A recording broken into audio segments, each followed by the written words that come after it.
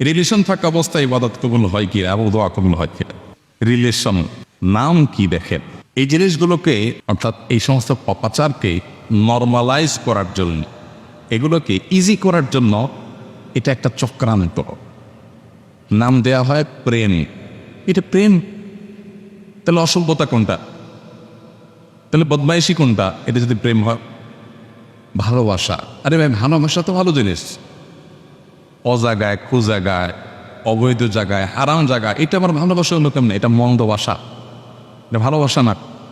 ঠিক একইভাবে রিলেশন মানে সম্পর্ক। এখানে রিলেশন বলতে যে সম্পর্কের কথা বলা হচ্ছে এটা তো স্বামী স্ত্রীর মধ্যে হবে, কিন্তু সেটা অবৈধ খাতে হারাম ক্ষেত্রে পায়। তো এরকম হারাম সম্পর্ক যদি থাকে, হারাম রিলেশন যদি থাকে, রিলেশন না হলে বলতে হবে হারাম রিলেশন, হারাম রিলেশন যদি থাকে, তাহলে আপনি আল্লাহ থেকে অনেক দূরে আছে, অনেক দূরে আছে। দেখেন এই জাতীয় পাপে লিপ্ত মানুষগুলো আল্লাহ থেকে বহু দূরে থাকে, শয়তানের একেবারে মানে আয়ত্তে, কারায়ত্তে থাকে। যার কারণে আপনি দেখবেন এ ধরনের গুনাহে লিপ্ত মানুষগুলো আল্লাহ ভীরু হওয়ার পথে অগ্রসর হতে পারে না, তার পিছু টান থাকে, ভয়ঙ্কর পিছু টান থাকে। এই জন্য এই অবস্থায় আপনি নামাজ কালাম পড়লে আপনি দায়মুক্ত হয়ে যাবেন যে ওয়াক্তের ফরজ আদায় করলেন, কিন্তু আল্লাহ তাআলার নাফরমানি করার কারণে আপনি গুনাহগার, আপনি পাপিষ্ঠ। সেজন্য গুনাহমুক্ত হওয়ার চেষ্টা করা উচিত। নফল আমলের চাইতে আপনার এই হারাম রিলেশন ছাড়ার গুরুত্ব অনেক বেশি। আপনার নফল রোজা রাখার চাইতে এটা গুরুত্ব অনেক বেশি। তবে হ্যাঁ, এর মানে এই না যে হারাম রিলেশন আছে দেখে আপনি নামাজ কালাম পড়বেন না। নামাজ কালাম আরো বেশি করে পড়বেন, যাতে করে আল্লাহ সে হারাম থেকে আপনাকে সরায়া নিয়ে আসে এবং দোয়া কবুল হবে।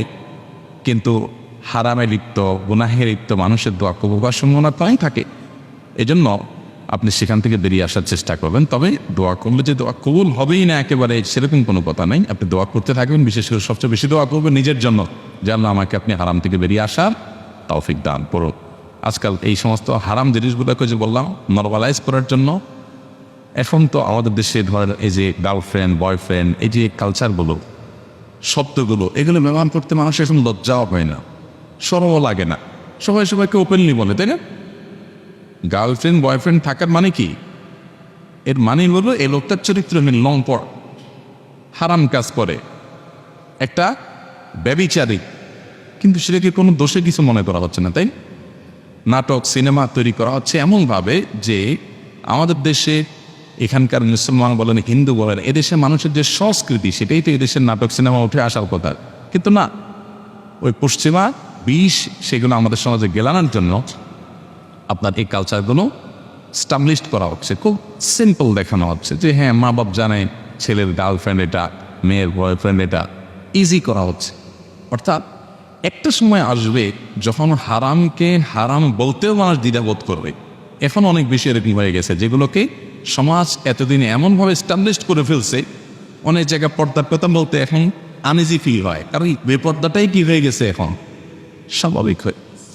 আল্লাহ তাআলা আমাদেরকে এ সকল ভয়াবহ ফিতনা থেকে বেঁচে থাকার তৌফিক দান করুন। ব্যক্তিগত সংগ্রাম, পারিবারিক সংগ্রাম চালাতে হবে।